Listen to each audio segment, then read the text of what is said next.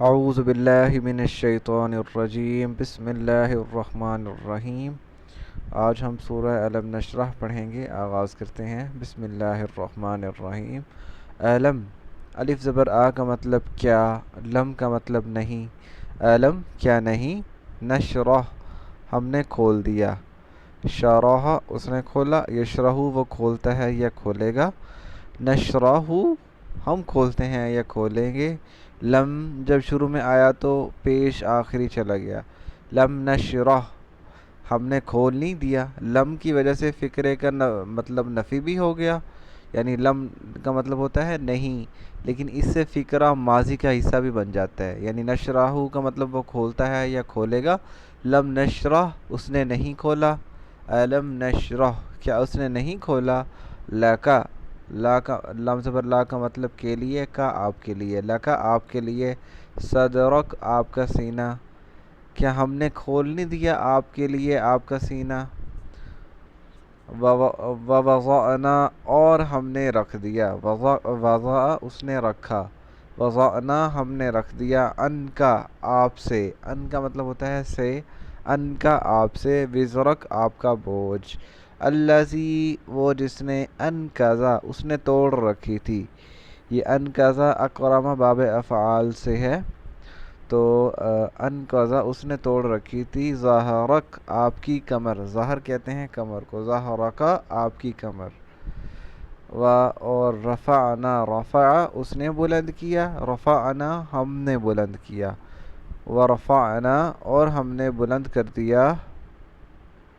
لکا آپ کے لیے، ذکرک آپ کا ذکر، اور ہم نے آپ کا ذکر بلند کر دیا۔ فا کا مطلب پس، انا بے شک، مع کا مطلب ہوتا ہے ساتھ، جیسے شادی کارڈ میں آتا ہے بما آئل و عیال، تو مع کا مطلب ساتھ، فإن مع پس بے شک ساتھ ہے، العسر عسر کہتے ہیں تنگی کو، اردو کا لفظ ہے گاڑی اردو کا، کہ انہوں نے بڑی اسرت میں زندگی گزاری، اسرت اور تنگ دستی میں، تو عسر کہتے ہیں تنگی کو۔ فإن مع العسر پس بے شک تنگی کے ساتھ، یسرا آسانی ہے، ان بے شک مع کا مطلب کے ساتھ، العسر تنگی کے ساتھ، یسرا آسانی ہے۔ فإذا فا کا مطلب پس، اذا جب، فروغتا فروغتا بھی وہی ہے، فروغا وہ فارغ ہوا، فروغتا آپ فارغ ہوں، فإذا فروغتا جب آپ فارغ ہوں،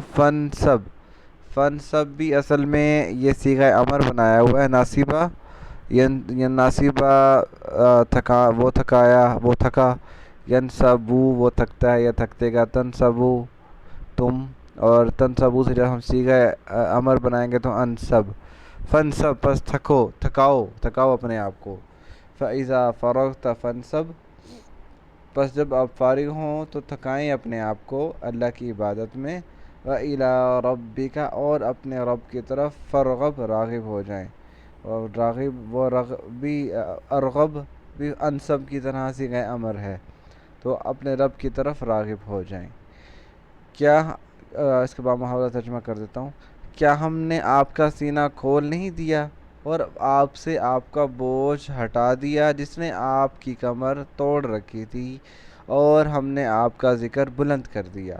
پس بے شک ہر تنگی کے ساتھ آسانی ہے، بے شک ہر تنگی کے ساتھ آسانی ہے،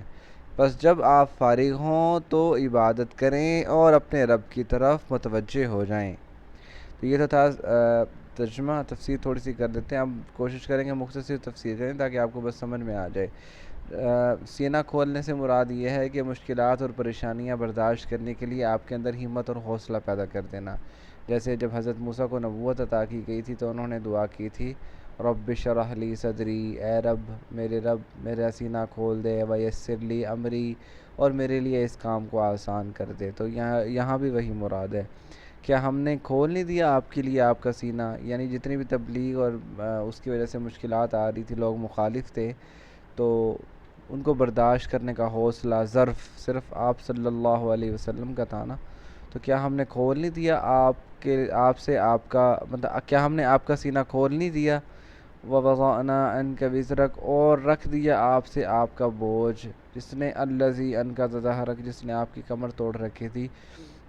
یعنی جب آپ صلی اللہ علیہ وسلم نے دعوت و تبلیغ کا آغاز کیا ہے تو سب سے پہلے اپنے قریبی رشتہ داروں کو دعوت و تبلیغ کی، لیکن قریبی رشتہ دار ہی مخالف ہو گئے اور دعوت و تبلیغ سے، اسلام سے انکار کر دیا، الٹا مخالفت میں دشمنیاں کرنے لگے، راہ میں مطلب رستے میں رکاوٹیں پیدا کرنے لگے۔ تو اس وجہ سے انہیں دکھ ہوتا تھا، انہیں یوں لگتا تھا کہ پتہ نہیں میری دعوت میں کوئی کمی ہے کہ لوگ جناب میری بات نہیں مان رہے، مجھ میں کوئی کمی ہے، یعنی میری دعوت صحیح نہیں ہے۔ اس وجہ سے اللہ تعالیٰ نے جگہ جگہ قرآن پاک میں فرمایا ہے ما طٰہٰ ما انزلنا علیک القرآن لتشقیٰ، ہم نے یہ قرآن آپ پر اس لیے نازل نہیں کیا کہ آپ اپنی زندگی کو مشکل میں ڈال لو۔ اسی طرح سورہ الاعلیٰ میں فرمایا لست علیہم بمسیطر، آپ ان کے اوپر مسلط نہیں کر دی گئی، یعنی آپ کی غلطی نہیں ہے، آپ کا کام ہے پیغام پہنچانا، آگے ان کی مرضی ہے وہ مانے نہ مانے، تو یہ بوجھ جو ہٹایا۔ وَرَفَعْنَا لَكَ ذِكْرَكَ، اور آپ کا ذکر بلند کر دیا۔ اب بلند کرنے سے مراد تو میرے خیال میں یہی اتنا ہی ذکر بہت ہے کہ جہاں پہ بھی اذان، جس جگہ پہ بھی اذان ہو رہی ہے تو اللہ کے بعد حضور صلی اللہ علیہ وسلم کا نام آ رہا ہے۔ اسی طرح مقام و مرتبے میں دیکھا جائے تو اللہ کے بعد صرف اور صرف آپ صلی اللہ علیہ وسلم کا ہی مقام ہے، مت اللہ کے بعد۔ تو اس لحاظ سے، اور ہم جب بھی ہمیں کہا گیا ہر نماز کا حصہ درود ہے اس طرح، تو اللہ نے آپ کا ذکر بہت بلند کر دیا۔ اسی کی تفسیر ہم سورہ الکوثر میں بھی کر کے آئے ہیں کہ انا اعطیناک الکوثر، ہم نے آپ کو خیر کثیر عطا کر دیا، تو وہی ہم نے آپ کا ذکر بلند کر دیا۔ فَإِنَّ مَعَ الْعُسْرِ يُسْرًا، پس بے شک ہر تنگی کے ساتھ آسانی ہے۔ إِنَّ مَعَ الْعُسْرِ يُسْرًا، ہر تنگی کے ساتھ آسانی ہے۔ یہاں پہ ایک مسٹیک لوگ کرتے ہیں، غلطی کرتے ہیں، جن کا میں بتانا ضروری سمجھوں گا کہ اسی ایک آیت کو نا إِنَّ مَعَ الْعُسْرِ يُسْرًا کو اٹھا کے پھر جگہ جگہ پہ اسی آیت کے بیان کرنا کہ ہر مشکل کے ساتھ آسانی ہے، ہر مشکل کے ساتھ آسانی ہے۔ ٹھیک ہے، ایک آیت کو علیحدہ بھی بیان کیا جا سکتا ہے، لیکن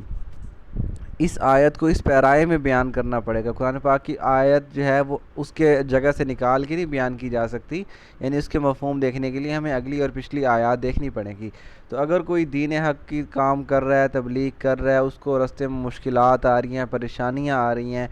تو وہ یہ سمجھے اپنے لیے کہ بے شک ہر تنگی کے ساتھ آسانی ہے۔ یعنی یہ نہیں ہے کہ آپ کے پاس جو بھی تنگی آئے آپ یہ سمجھیں کہ بس ہر تنگی کے ساتھ آسانی ہے۔ آیت کے پیرائے میں بھی دیکھا کرو کہ وہ کس چیز میں، اسی طرح وہ سورہ ضحیٰ میں ہے، وہ میں آپ کو اسی صورت میں بتاؤں گا۔ تو اب کہا جا رہا ہے، حکم دیا جا رہا ہے فَإِذَا فَرَغْتَ فَانْصَبْ، جب آپ دوسروں کو دعوت و تبلیغ کرنے سے فارغ ہو جائیں تو اپنا بھی خود بھی عبادت کریں، اللہ کی راہ میں تھکائیں اپنے آپ کو، وَإِلَىٰ رَبِّكَ فَارْغَب، اور اپنے رب کی طرف راغب ہو جائیں۔ تو یہ سورہ الم نشرہ کی ترجمہ اور تفسیر، وَمَا عَلَيْنَا إِلَّا الْبَلَاغُ الْمُبِينُ۔